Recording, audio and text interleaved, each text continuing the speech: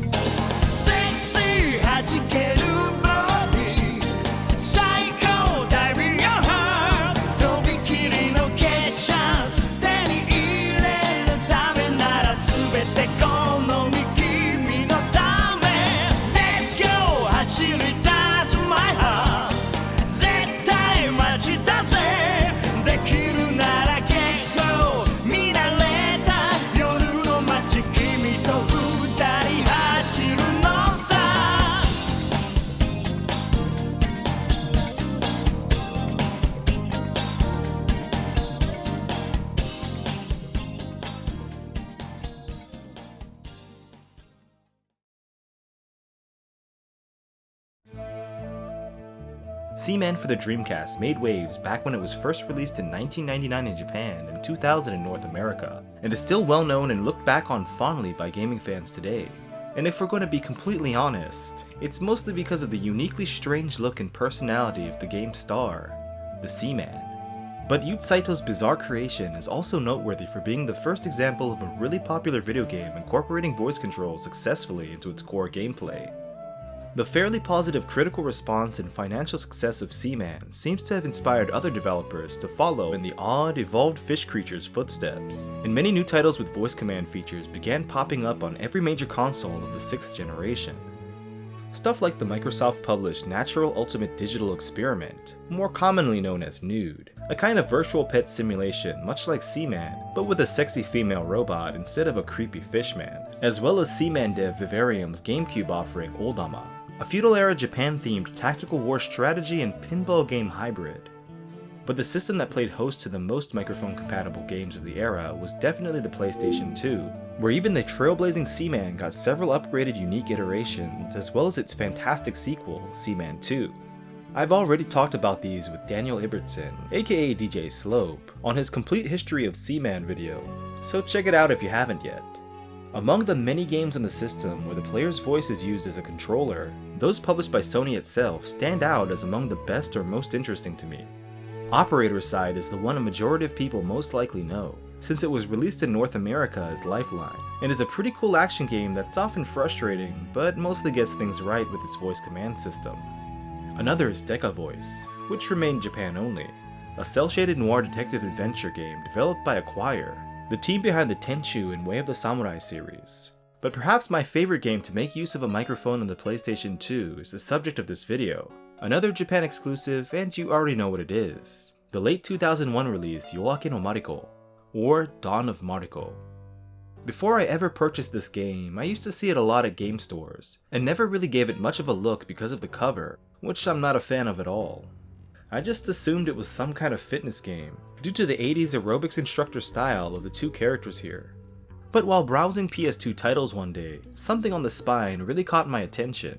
This perky gal right here in the tuxedo. I thought she looked like a character from a Ren and Stimpy cartoon, and after checking out the back of the box and liking what I saw, I decided to pick it up. It was only a couple of bucks anyway, so no real loss if it ended up being bad. Anyway, at this point it's more than apparent, but on that day, I definitely chose wisely. Yoake no Mariko, as stated before, makes use of a microphone in its gameplay, but in a much different way from the virtual pet and action games mentioned earlier. Instead, this game is all about acting, with players taking on the role of one of two actors over 6 different stages, each representing a different genre of movie or television production. If you've ever been to a karaoke box or bar, you'll already know exactly what to do in Yoake no Mariko, as you simply read lines of dialogue that appear on screen and speak as the words are highlighted from left to right. That might sound a little boring, but what makes the experience so fun is its outstanding presentation and art direction, as well as its colorful cast of oddball actors and actresses. Opening up the instruction manual for the first time and landing on the 2-page spread of character introductions, I thought that the art style was too similar to Ren and Stimpy to be coincidence or just paying homage. And although chances were slim that an early 2000s PS2 game featuring voice acting in Japanese that was also a Japan exclusive title could have anything to do with one of my favorite childhood American cartoon shows. Well, I guess I was a bit shocked when the credits section in the back of the manual revealed that Yoake no Mariko's character designs and direction were handled by Spumco, the animation company behind Ren and Stimpy, and that its founder, John Kricfalusi, was also personally involved in the project. Spumco's unique sense of humor and flamboyant style really add to the experience. There are 4 lead actors whom the player has the option to perform as throughout the game. The titular Mariko, a budding action actress known for starring in dangerous roles. Sexy boy Rolly, a rising star whose real gender and age is a mystery. The senseless Idaho Potato Man Cap, a Hollywood has-been who's a physical force on screen. And Jackie, the childish man actor with 30 years of experience of being far too old to play the parts he's cast as. In addition to the leads are a hodgepodge group of 4 misfit supporting actors, Barbara, Jerry, Bronco, and Tony. While each of these actors have their own unique personalities, they all play different parts in each of the productions they appear in. 何よジェリー待てまた文句はあ Excellent! な Good! どういうやつなんだよ Good! 実はジェリーはね大人になるまでジャングルで育ったの Excellent! でもすっごく賢いのそう礼儀作法もできんのよ The team behind development would eventually become known as Lindvern, which was officially established in 2006, 5 years after the release of Yoake no Mariko. This game was the second they worked on, at least according to their official webpage. And after Mariko, the team would go almost in the completely opposite direction and create the PS2 cult classic horror title Siren. Sadly, it seems like they're only doing mobile games these days, much like other devs from the time period. Well anyway, the bulk of gameplay is found in single mode or doubles mode, the former for solo performers and the latter for acting duos, which takes place over the 6 following stages. First is the Western themed stage, starring Mariko and Rolly as gunslingers chasing down outlaws and all the familiar places you'd see in those kinds of films. After that, the setting switches to feudal Japan, where Cap and Rolly take up swords and duel to the death in the Jidaigeki stage. The tone shifts to a lighter one in the comedy stage, where hilarity ensues as Rolly brings home the strangest men imaginable to introduce to her disapproving father, Jackie. The result? Slapstick violence like in the good old days of television, of course.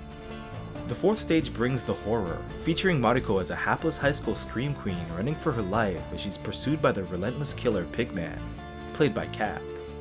Stage 5 returns to the Far East for a kung fu flick, in which the martial arts apprentice Mariko must avenge the death of her master Tony, murdered by the villainous Jackie. And the final production in Yoake no Mariko is the story of 2 high school lovers, Cap and Mariko, who come from 2 different worlds, much like the film Grease. And much like that film, it's a musical. I will not be including raw audio of me playing this level. You're welcome.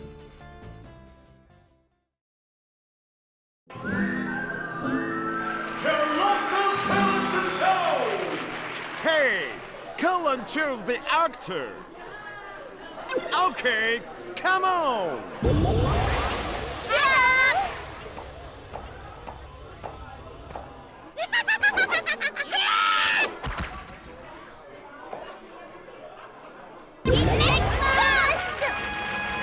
Bye-bye! Before a stage, you'll get to choose which of the 2 actors you'd like to perform as, who are introduced by Jerry and his weird English accent. Each of the 6 stages are typically broken up into 3 to 5 separate acts, which are broken up further into several smaller scenes. The game ranks your performance during each scene according to the tone and volume of your voice, and the timing of your reading of the lines. As stated earlier, if you've ever done karaoke, you'll know exactly what to do here. Basically, just read the words as they're highlighted. Above each line is a meter that indicates the correct volume you should be speaking at, and you can see volume levels in real time. As far as the right tone goes, that's mostly up to your own interpretation. However, before the stage begins, there are descriptions of the story and characters that you can read to get a better idea of how to play your role.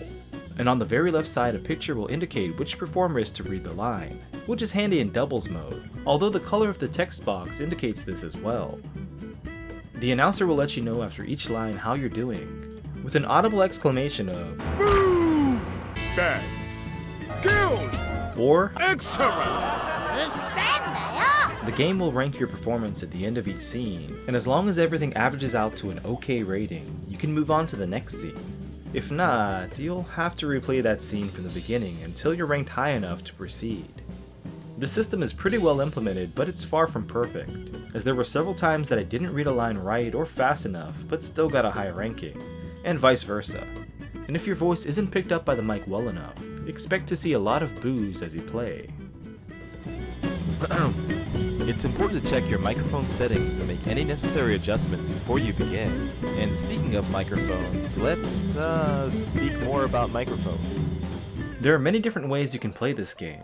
First and foremost is the way it was intended to be played, with the ASCII USB mic headset made for the PS2 and Windows, which could be acquired separately from the game or as a pack-in with the special Performance Pack edition of Yoake no Mariko. You can also use ASCII's line of C-mic controllers that they designed for use with the Seaman games, as advertised on the box and in the manual. However, I find they're a bit less reliable than the headset. You can also just use some other PS2 compatible mics, such as these Jalico branded ones designed for the Dream Audition series. Unlike some of the other games mentioned earlier that feature voice controls though, this game also allows you to play using only a standard gamepad, turning gameplay into a simple D-pad and face button pushing affair to get your actor to perform his or her lines, kind of like a rhythm game but without audio prompts. Using this method, you're ranked on the accuracy of your button presses, and while it's nice to have an extra way to play, particularly for those without mics, controller play turns the game into a kind of cheap interactive movie that's nowhere near as fun. I also ran into problems in this mode with garbled audio coming from the characters' voices at some points, but I'm not sure if it was just a temporary glitch or not. After completing all acts and scenes in a stage, you'll receive your final marks and a ranking from A to E, followed by a trailer of the movie you just acted in consisting of your voice work. These movies are a blast to watch and are cut together in a way mimicking the style of trailers from the respective genres. Each of them also features some pretty great music tracks. In fact, the music in this game is very well done, a collaborative effort from dozens of artists and musicians, such as prolific anime and video game composer Yasuharu Takanashi, famed violinist, musician, and composer Eric Gorfain, and legendary Japanese rock group Guitar World.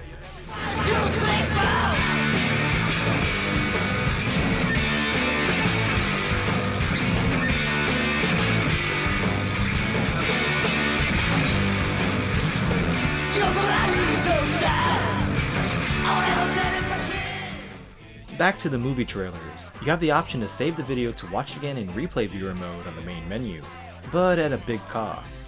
A little over 1500 kilobytes per clip on your 8 meg memory card, meaning you'll only be able to save up to 5 per card max. When the end credits roll and new mode opens up, stage select, which obviously lets you do just that. It should be noted that all stages are playable with a mic. However, only the first 5 can be played via a standard controller, as the final musical stage is grayed out on stage select when no mic is detected. Aside from the main game, there's a vocal exercises mode that allows you to practice a character's lines from any act and any scene from the game, often giving you the chance to listen to the actor's line the way it was intended to be read and then having you repeat it yourself. The options mode features most of the standard game settings for the player to tweak: 3 difficulty settings, audio volume and output options, sound tests, and turning controller vibration on and off. But of course it also lets you adjust microphone volume and tone if necessary or desired.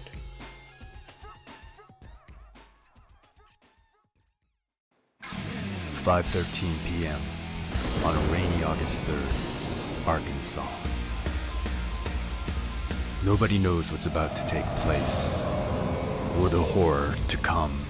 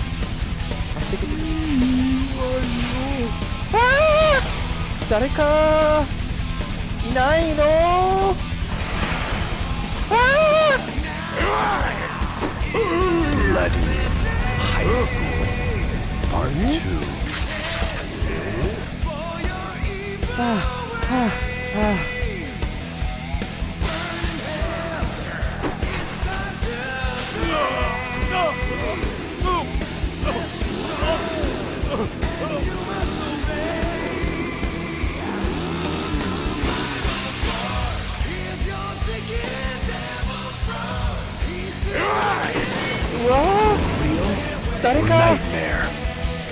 Horror video revives now.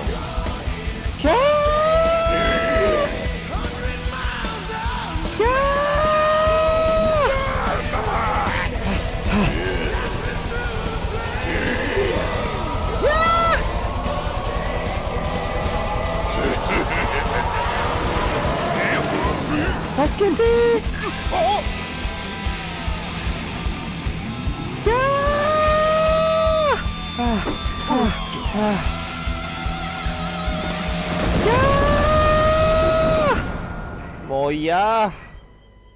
It's too late to turn back now. I played through the game solo on normal mode and breezed right through it without any problems, achieving all A and B rankings for the stages and in a little over an hour. Playing in singles mode is fun, however it only provides roughly half the story per play, and to get the full experience you'll have to play the stages again as the other actors, or in the best case scenario, with another person from the start in doubles mode. Either way though, Yoake no Mariko is a ton of fun and something I can recommend to people who want something unique for their Japanese PS2 collection. Although the menus are all in English for the most part, obviously you'll need to speak Japanese to play the game, but even beginners in the language can have a great time with Mariko, as most of the script is displayed in simple kana characters, and many of the lines consist of sound effects, screaming, laughing, and the like. Because of that, Yoake no Mariko is a great game for people who want to enjoy a Japanese video game while brushing up on their reading and speaking skills at the same time. Or for people who just enjoy weird and wacky import games. Whatever. Yoake no Mariko is an incredibly cheap and easy to find game in Japan and online, with or without the USB headset, as it's considered by many to be kusoge, or simply a shit game, a sentiment I obviously don't share. I mean, aside from its short length and a few technical hiccups, there's not much fault I can find with it. The game was followed up about a month later with a second entry, the early 2002 release Yoake no Mariko, Second Act. This sequel plays much like the game that came before it and involves many of the creative forces behind the first, but focuses more on creating a party or social experience with its new minigame and karaoke modes. Second Act is also pretty damn good, and perhaps I'll talk about it in more detail sometime in a future video. The series had its own website as printed on the box art and manual, but sadly it's no longer up, and media and information on Yoake no Mariko is quite scarce, which is a shame because it's a pretty unique title in the PlayStation 2's huge library of games. Anyway, that's about all I've got this time. Thanks for watching this 38th episode of Import Gaming for the Win. This is Jimmy Hapa. Take care.